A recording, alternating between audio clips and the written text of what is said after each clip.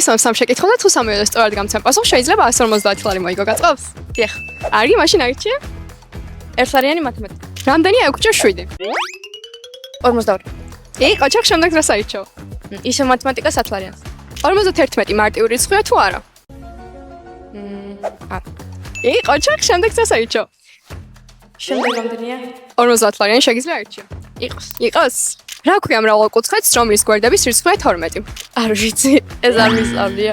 აი, არა უშავს სამაგერო ცხობს გაიცი სწორად პასუხი. 50 ლარიანი კითხვაზე ვერ მიპასუხე, თუმცა ორ კითხვაზე მიპასუხე სწორად, ამიტომ ეს 11 ლარი შენია. მადლობა. მადლობა შენ. დაგისვამ სამ შეკითხვაზე თუ სამივე სწორად გამცემ პასუხს, შეიძლება 150 ლარი მოიგო, გაწყობს? დიახ. კარგი, მაშინ აირჩიე. მე ავრჩევ გეოგრაფიას 1 ლარიანს. რომელია დედამიწის უმაღლესი მწვერვალი? ევერესტი. იყო, ჩახ შემდეგ რას აირჩევ? გეოგრაფია იყო 100 ლარიანი. რომელმა მოგზაურმა გასცრო პირველად ევროპიდან ინდოეთამდე? ვასკო და ემა. იყო, ჩახ შემდეგ რას აირჩევ?